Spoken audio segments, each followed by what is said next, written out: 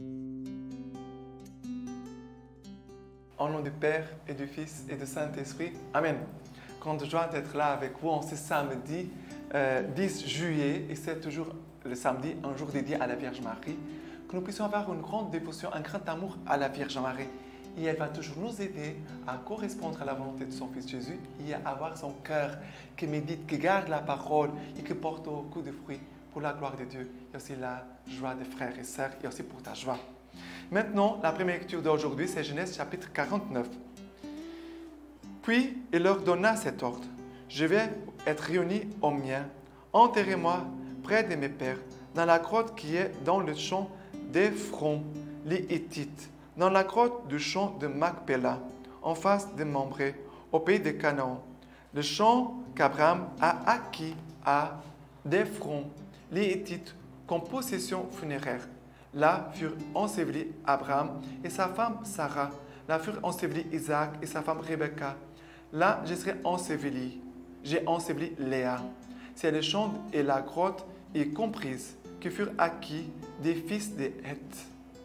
Voyant que leur père était mort, les frères de Joseph se dirent, si Joseph allait nous traiter en ennemis et nous rendre tout le mal que nous lui avons fait, aussi envoyèrent-ils dire à Joseph, avant de mourir, ton père a exprimé cette volonté. Vous parlerez ainsi à Joseph. Ah, pardonne à tes frères leurs crimes et leurs péchés, tout le mal qu'ils l'ont fait. Et maintenant, veuille pardonner les crimes des serviteurs du Dieu de ton père. Et Joseph pleura aux paroles qu'il lui adressait. Ses frères eux-mêmes vinrent et se jetant à ses pieds dirent, nous voici pour toi comme des esclaves.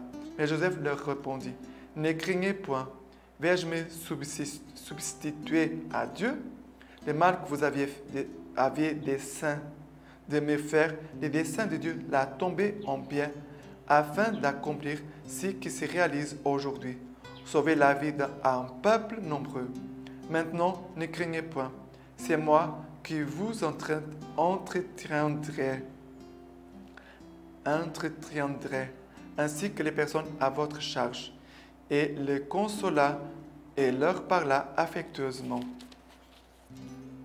Ainsi Joseph et la famille de son père demeurèrent en Égypte, et Joseph vécut 110 ans. Joseph vit les arrière-petits-enfants qu'il eut Ephraïm, de même les enfants de Makir, fils de Manassé, naquirent sur les genoux de Joseph. Enfin Joseph dit à ses frères, je vais mourir, mais Dieu vous visitera et vous fera remonter de ce pays dans le pays qu'il a promis par serment à Abraham, Isaac, Jacob. Et Joseph fit prêter ses serments aux fils d'Israël. Quand Dieu vous visitera, vous emporterez d'ici mes ossements. Joseph mourut à l'âge de 110 ans. Voilà ici la parole de Dieu, ici aujourd'hui. Et nous voyons vraiment l'amour de Joseph pour ses frères, qui ne croient pas, regardez que les frères n'ont pas cru au pardon de Joseph, ne croient pas à l'amour de Joseph.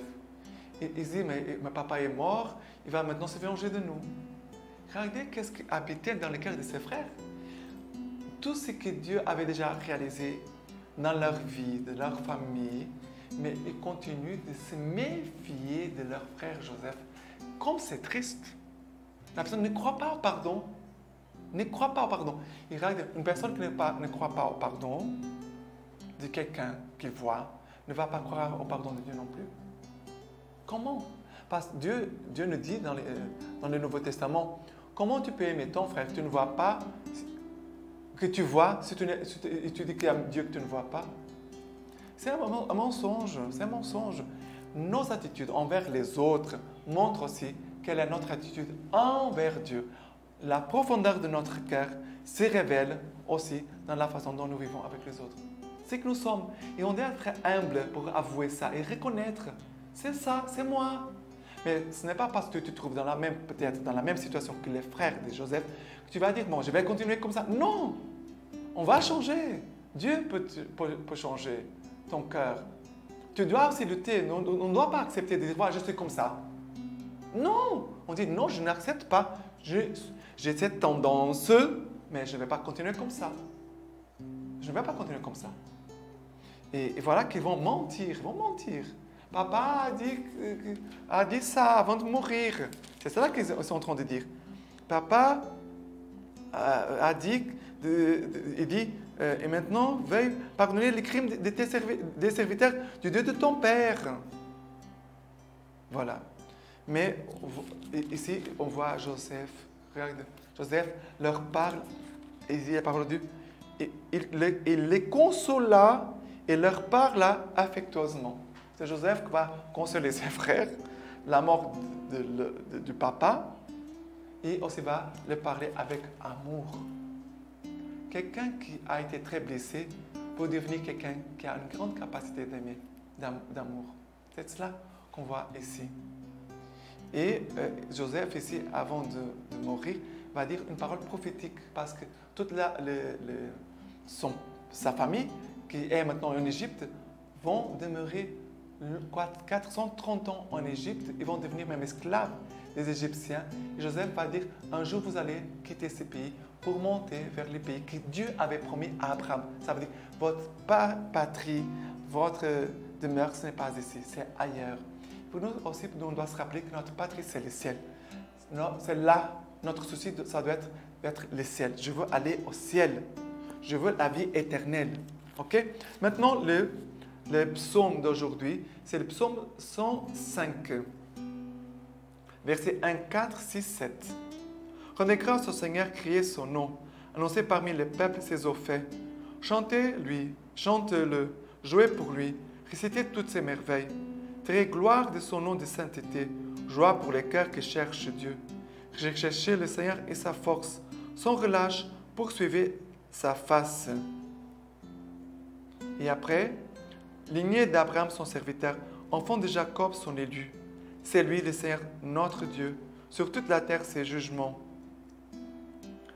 Voilà ici que nous parle encore d'Abraham, son serviteur, des enfants de Jacob, son élu. Ça veut dire que Dieu, il a établi une alliance avec nos arrière-grands-parents, avec nos grands-parents, nos parents, et jusqu'à nous.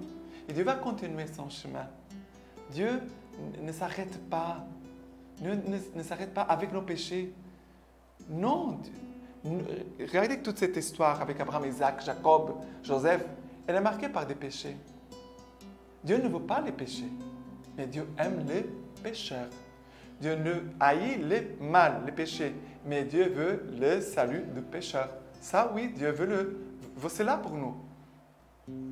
C'est pour ça que les psaumes nous invitent à rendre grâce au Seigneur et de crier son nom, d'annoncer parmi les peuples ses offres. Il n'annonce pas seulement de lui dire ce que Dieu a fait, mais de dire ce que Dieu est. Même si je ne vois pas, je sais que Dieu est toujours fidèle, Dieu est bon, Dieu est miséricordieux, Dieu me pardonne, Dieu m'aime, Dieu m'accueille, Dieu est bon, Dieu m'aime d'un amour éternel. C'est cela l'attitude de foi que nous devons toujours avoir en toutes choses de notre vie. Et maintenant, par rapport à l'évangile d'aujourd'hui, c'est Matthieu chapitre 10, versets 24 à 33. Les disciples n'est pas au-dessus du maître, ni le serviteur au-dessus de son patron. Il suffit pour les disciples qu'ils deviennent comme son maître et les serviteurs comme son patron. Du moment qu'ils ont traité de Belzéboul, le maître des maisons, que ne diront-ils pas de sa maisonnée? N'allez donc pas les craindre. Rien en effet n'est voilé qui ne sera révélé, rien de caché qui ne sera connu. Ce que je vous dis dans les ténèbres, dites-le au grand jour. Ce que vous entendez dans les creux de l'oreille, proclamez sur le toit. Ne craignez rien de ceux qui tuent le corps, mais ne peuvent tuer l'âme. Craignez plutôt celui qui peut prendre dans la gêne à la fois l'âme et le corps. Ne vendons pas de passereaux pour un as, et pas un d'entre eux ne tombera au sol à l'insu de votre Père. Et vous, donc, vos cheveux même sont tous comptés. Soyez donc sans crainte. Vous valez mieux, plus qu'une multitude de passereaux. Quiconque se déclarera pour moi devant les hommes, moi aussi je me déclarerai pour lui devant son Père qui est dans les cieux. Mais celui qui m'aura régné devant les hommes, à mon tour, je le régnerai devant mon Père qui est dans les cieux. Voilà l'évangile d'aujourd'hui. Mais très important, Jésus va dire ceci. Ne craignez rien de ce qui tue le corps, mais ne peuvent tuer l'âme. Craignez plutôt celui qui peut perdre dans la gêne à la fois l'âme et le corps. Et c'est vrai que les gens pensent plutôt, souvent, à ce qui peut faire du mal à notre corps. Ah, telle personne est dangereuse, telle personne me dérange, telle personne. Mais, et tu penses à celui qui peut tuer ton âme et le faire jeter dans la gêne, ça veut dire dans l'enfer. Parce que c'est cela que Jésus est en train de parler. Nous sommes des êtres charnels, oui, mais nous sommes appelés à devenir des êtres spirituels. Et un homme spirituel, ce n'est pas un homme qui lévite, qui est dans les nuages. Non, non, non. Un homme spirituel a les pieds bien sur terre, qui réfléchit bien les choses, mais qui prie bien les choses. Réfléchir, ce n'est pas une intelligence qui marche bien. Non, réfléchir, c'est bien prier les choses avec Dieu, bien dialoguer avec Dieu, de prendre bons conseils avec Dieu. Et aussi avec des hommes de Dieu. Bien sûr, on peut demander de bons conseils aux hommes de Dieu. Mais des hommes de Dieu, qui ont une intimité avec Dieu, qui ont une vie de sainteté. C'est très important, très important. OK? Et là, le Seigneur après va dire, quiconque se déclarera pour moi devant les hommes, moi aussi je me déclarerai pour lui devant mon Père qui est dans les cieux. Ça veut dire que le Seigneur aujourd'hui nous invite de nous déclarer pour Jésus, de manifester que nous sommes de Jésus, que nous voulons le suivre, que nous l'aimons, que nous avons confiance en lui. C'est déclarer pour Jésus dans les petites choses de notre journée. Non, je n'ai pas besoin parfois de parler, mais en ce que je fais, je me déclare Jésus, je le fais par toi. Je le fais par toi. C'est déclarer pour Jésus, ça veut dire faire quelque chose pour Jésus, pour manifester que j'aime Jésus, qu'il est le Seigneur de ma vie, que je lui appartiens et que je ne fais rien sans lui. C'est cela, c'est déclarer. D'accord? Que nous puissions vraiment nous déclarer pour Jésus, vraiment tous les moments de notre journée. Et la lecture patristique d'aujourd'hui, en ce samedi, c'est de Saint Augustin, homélie sur le psaume 126. Salomon avait bâti un temple au Seigneur, image et préfiguration de la future Église et du corps du Seigneur. C'est pourquoi celui-ci dit dans l'Évangile, « Détruisez ce temple, et en 3 jours je le relèverai. » C'est donc parce que les premiers Salomon avaient bâti ce temple-là que le véritable Salomon s'est bâti un temple.